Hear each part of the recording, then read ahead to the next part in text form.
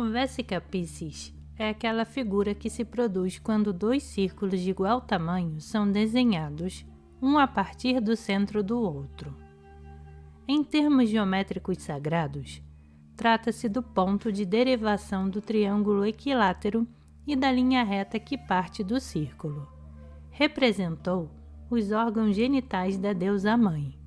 O ponto físico de origem da vida, simbolizada por sua posição fundamental na geometria. Por essa razão, ocupou uma posição privilegiada na construção de edifícios sagrados. Dos círculos de pedra e dos templos mais antigos até as catedrais do período medieval, o ato inicial da construção foi relacionado ao nascer do sol, de um dia predeterminado.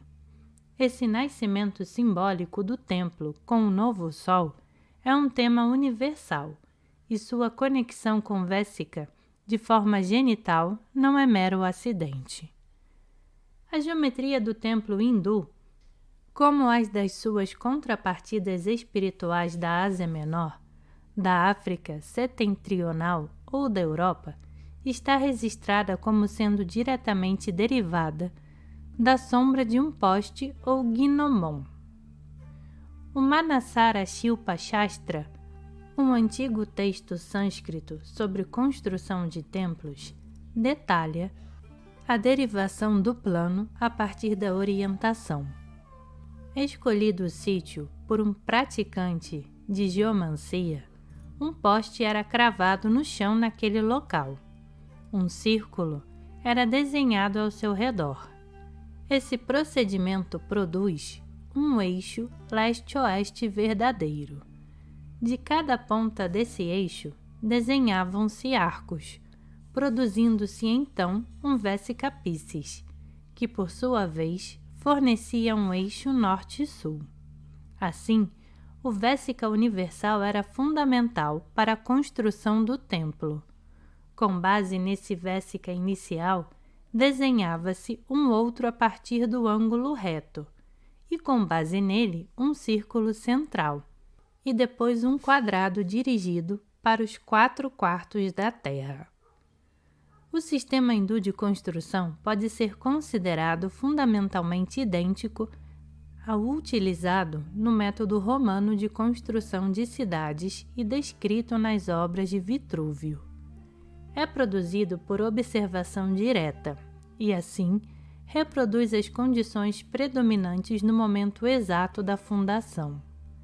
Essa fixação no tempo, como o momento do nascimento na astrologia, é fundamental em todas as práticas de orientação, exatamente como um alinhamento incorporaria automaticamente os atributos astronômicos e astrológicos do tempo. Além disso, as características geomânticas do local, que lhe conferem uma feição única, são incorporadas ao templo. O Vesica não está envolvido na construção por princípios arbitrários. Ele é o ponto prático de partida do qual derivam todas as outras figuras geométricas. Dividindo-se o Vesica com uma linha que passa pelos centros dos dois círculos, unindo-se os seus vértices comuns e para um lado e para o outro, ligando-se esses vértices aos pontos em que a linha vertical cruza os círculos, obtém-se dois triângulos equiláteros. Os lados desses triângulos são de comprimento igual ao raio do círculo gerador.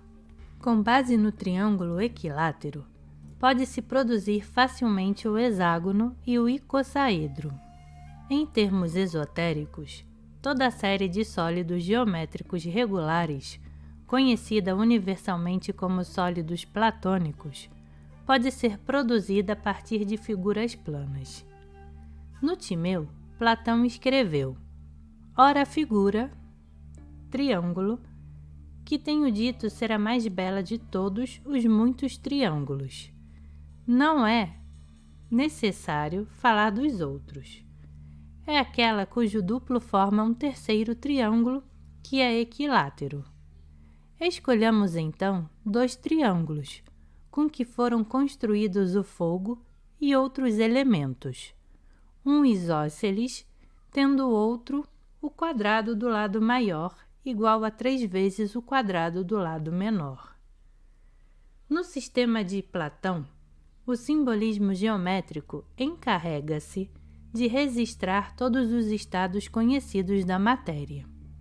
Especialmente importante era a série de figuras sólidas que era a essência da sua filosofia.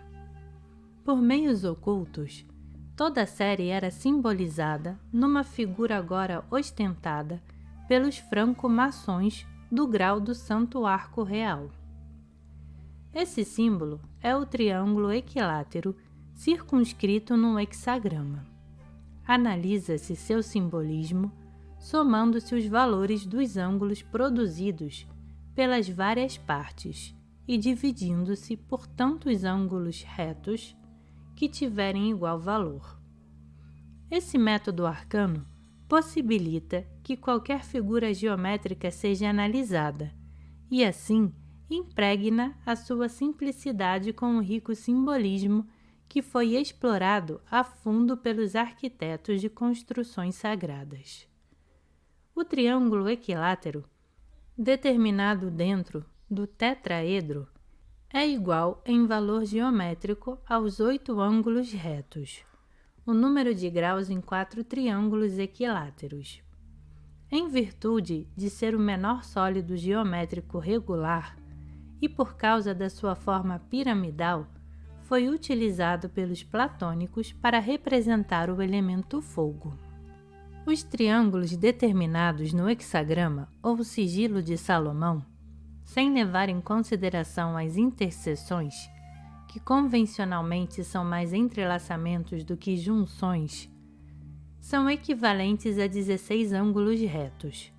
Este é o número contido no octaedro, o sólido Platão composto de 8 triângulos equiláteros de lados iguais. Ele foi atribuído pelos platônicos ao elemento ar, o mais próximo do tetraedro em leveza. Ignorando-se as interseções, a sigilo de Salomão, com seu triângulo menor superposto, se igualará ao número de graus dos 24 ângulos. Este é o número que está no cubo, um sólido composto de 6 quadrados iguais. Essa figura sólida e fixa simbolizava para os platônicos o elemento terra. Ele representou universalmente esse elemento onde quer que ele ocorresse na geometria sagrada. A base quadrangular do templo e da cidade sagrada, plantada fixamente sobre o ônfalos. O triângulo invertido do sigilo, com um triângulo menor circunscrito, somado ao triângulo maior do hexagrama voltado para cima, perfaz 40 ângulos retos, iguais em graus àqueles que estão no icosaedro, um regular formado por 20 triângulos equiláteros de lados iguais. Este é o sólido regular mais pesado, formado por triângulos. Próximo ao cubo em peso, o icosaedro representou o elemento água. Assim, considerava-se que toda a forma que derivou do hexagrama, com seu triângulo interno, incorpora todos os sólidos platônicos e, por associação, os 4 elementos, um atributo da universalidade e um símbolo da lei da unidade dos opostos.